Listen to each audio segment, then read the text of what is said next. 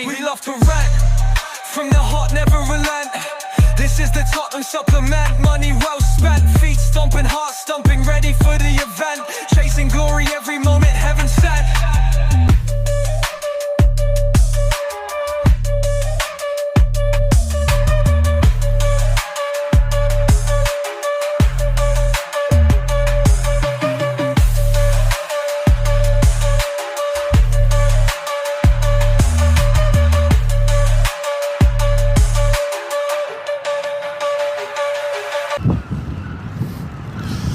Well, this was the scene of our epic victory yesterday, where we came here for the first time in 22 years, or 23 years, I can't remember which, and survived an early scare in order to put Ipswich to the sword. Ipswich, who are now a little bit adrift at the relegation zone, we put them to the sword, winning 4-1.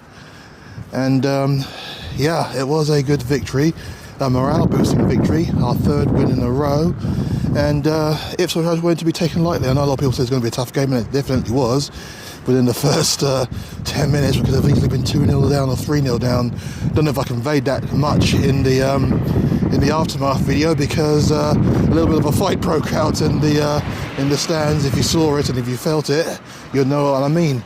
It's all to do with Sol Campbell, of course, and you know, I have no real love for Sol Campbell, but at the same time, I can't really be arsed with the whole fucking thing. And a lot of fans there, well, I say a few actually agree with. I mean, you don't tend to hear too much about them, because a lot of that gets buried. He was a good player, as you can see there. The Beats, I think it's called. Oh, it's right there in the thing. Yeah, Kevin Beattie passed away some 5 years ago, as you can see. Ipswich player, and he was there when obviously Ipswich lifted the UEFA Cup. I think it was in '81, and a very good player, very well. When are we going to get our own statues outside our ground, man? I don't want to be on that break train. I don't want to be on that fucking thing, but at the same time, you got to wonder. We do have a good history, and it's about time we were proud to show it off. And I mean, look at that, the Bobby Moore, the Robson stand, the Bobby Moore stand, that's West Ham. But Bobby Robson did so many wonders for this club, and of course his iconic face is right there. That's cool. We're just walking past this area, just kind of, I mean, my train's not for another couple of hours, so I'm going to enjoy this like little venture, and just kind of soak in what Ipswich is all about, because it was a little bit of a rush yesterday, even though my hotel was literally down the road, and yeah, it was just a case of it was just kind of strange, really. This road right here, Sir Alf Ramsey Way, the guy that got us our last World Cup, and it's commemorated here. The guy there probably thinks I'm an Ipswich fan, but it's all good. I'll take the commemorations. And right there, so Alfred Ramsey passed away some 20 odd years ago, man. 1999. Ipswich Town manager, 55 to 63, won the league Division 1 in 61-62.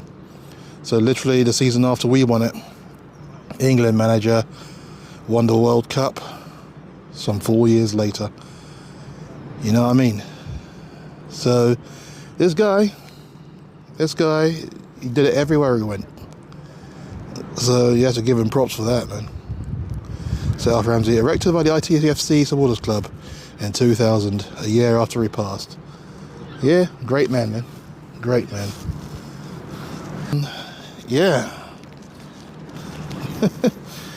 Thanks, Bobby. It's just so many things here, just so many commemorations. Say it is fantastic. It looks good, and as marvellous as our stadium is, I hope that we get to have some commemorative stuff as well, just to show what we are all about, just to give any visiting fan a little bit of the heebie-jeebies. You see that when you come here. Really, I know, you know, we did our business, but they are proud of their history.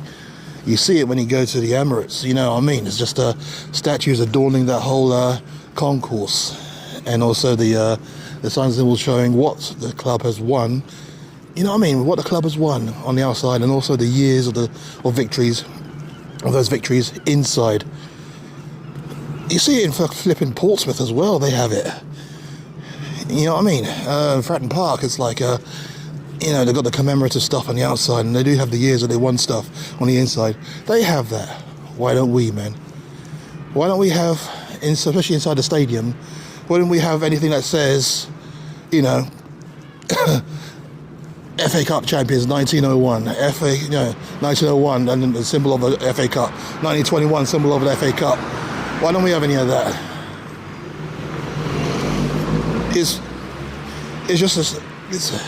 It just kind of makes the stadium look very, very soulless, especially when you come to these ends and you see these people, you see these men right here.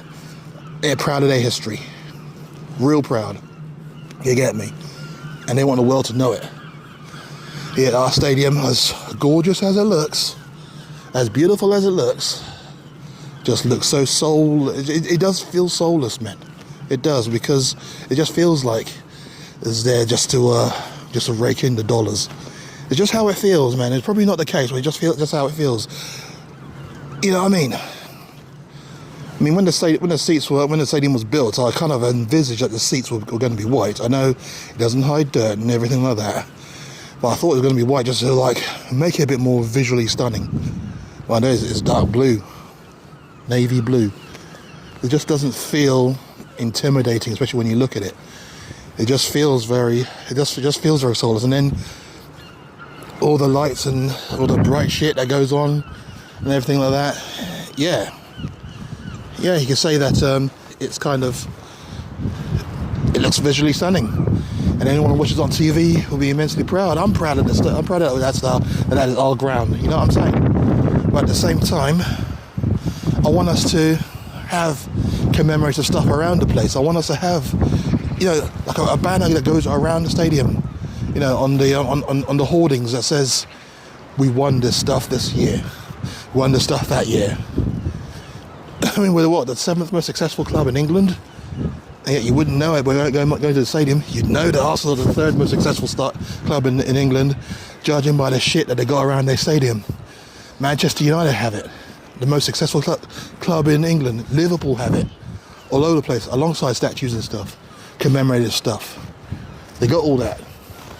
This is what I wanted to bring around to see. It's outside gate 1A, and as you can see, it looks fantastic. You know what I mean? It does. I mean, you know, not a lot has changed. I mean, it's still in the same site as when it was built some 100 years ago. 100 odd years ago, I should say.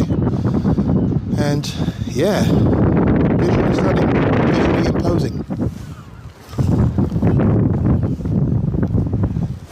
Just going to walk around here now, because you've already seen, because you will see parts of the stand that the Spurs fans went into yesterday.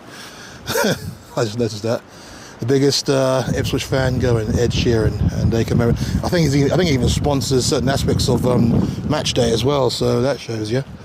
This is when they won the, I think it's the championship. The championship. Did they win the championship? I can't remember now.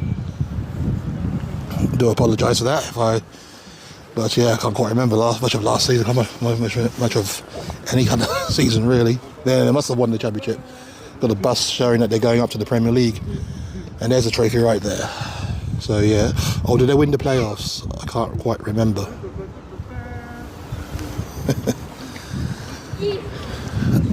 So yeah, visually stunning, and you have to say that yeah, no, it looks good. I mean, this is the pride, and we've got the Ipswich women as well, so might have to come up here at some point to see it. Well, forgive my ignorance, but I don't know the names of the ladies there. So no, it's good. So I'm just going to walk around a bit. Morning. And yeah, the immense pride that they have in their own town and in their club. we've got to see that. Yeah, I mean, obviously I don't want to run down Spurs. It's not the object of this video. I just kind of like taking the back when I just kind of walking through this area and just thinking, you know, wow, they got this thing going on. Where's ours? So yeah, another thing to show you. There you go. It's all there. Always pretty hard. The journey continues. I'm not quite sure where the Ipswich women are in the pyramid of the league. I think they're probably in the championship, I presume. But still, now look at that. It's amazing. So maybe they do come up to the Women's Super League, then this will be a ground I look forward to visiting. Most definitely. But yeah, no, this wasn't the aim of the video, of course. The aim of the video was to talk about some rumours that I've seen flying about, and some funny ones. Well, they're all funny, really. But then just stuff that pinged up on my phone from 90minute.com. So yeah, take that as you will, because I just kind of thought it was real funny. The funniest one being that 90.com suggest that Manchester United are looking to try and get hold of Heung-min Son at the end of the season. That's what you could probably tell from my demeanour. I think that's just a load of baloney. And so I just had to get in that sign there. Welcome to Portman Road. And but yeah, no, there's a load of baloney. Let me just switch around there, just to have a little look at the whole stadium. Let's see if I can get the whole thing in the whole one shot. That would be amazing, wouldn't it? There you go. I should do it all in one shot. But yeah, no, it was just, I think it's a load of baloney. Mostly, you know, the Manchester United do need. Well, do they really need more attacking players? I mean, I don't suppose they need the experience. I mean, they've got Amad Diallo, who's a bit of a young kid, but he's tearing it up whenever he plays, or should I say whenever he's allowed to play. So yeah, I don't really see why they need Son, and I don't see why Son would want to take a step down and play at Manchester United.